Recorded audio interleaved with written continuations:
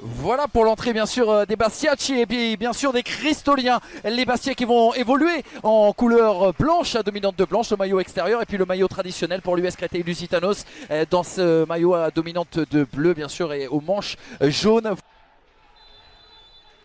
Parce que les grands clubs ne meurent jamais, le Sporting Club de Bastia veut frapper un grand coup à Créteil dans ce match décalé de la 10e journée de National après les faux pas des prétendants à la montée. Objectif première place pour le Sporting Club de Bastia, objectif retour sur le podium pour l'USCL. Jean Bayan qui nous parlait d'une absence à peu près de 6 semaines à venir du fait d'une blessure aux ischio-jambiers. Oh, attention à ce ballon là qui va remettre Sébastien Da Silva dans le fil du match et cette frappe qui va toucher le poteau. Oh, la première grosse alerte pour le meilleur buteur du Sporting Club de Bastia.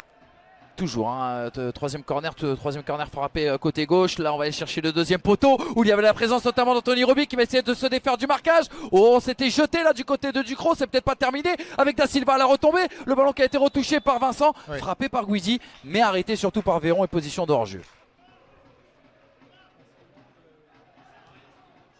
Ouais, ce bon ballon, il est beau ce ballon pour Sébastien Da Silva.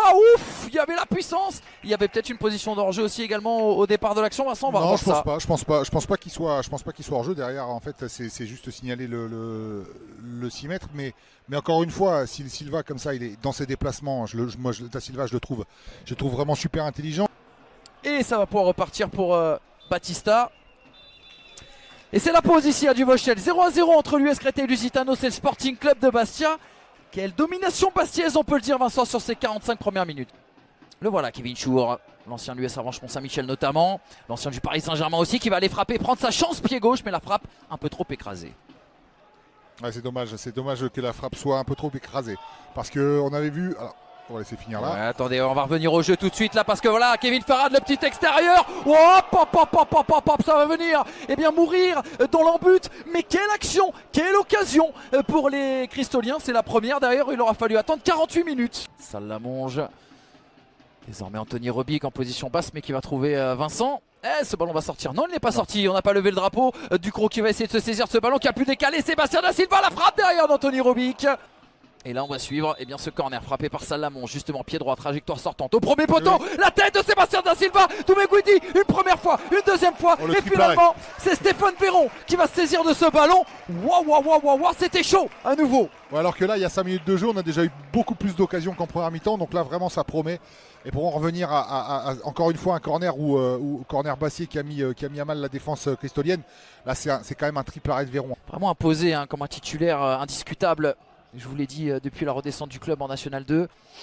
La lutte là entre Kevin Farad et Doumé Guidi. Attention, Abdelmalek Mogdad. Oh, c'est bien fait. Et il va aller ouvrir le score contre le cours du jeu. Mais c'est pas grave, ça fait 1-0 pour l'USCL. Et 3e but de cette saison pour Abdelmalek Mogdad. Ouais, on le disait juste avant. C'est vrai qu'à chaque fois qu'il y a une situation ou une occasion ou un but, Mogdad est souvent dans les bons coups. Là, il a senti lui aussi en fait que le ballon allait être un peu...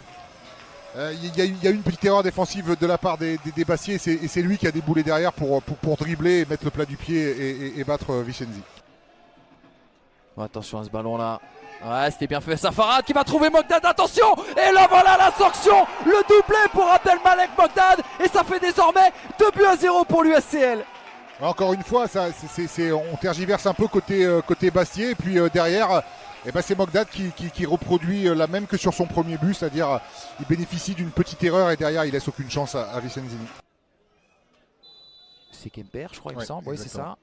Et ça sera pour Salamonge. Oh là là, l'arrête qui vient repousser ce coup franc. Et bien le Salamonge, la réussite qui fuit les Bastiais véritablement dans cette soirée. Un poteau et la transversale là désormais pour des Bastiais menés 2-0.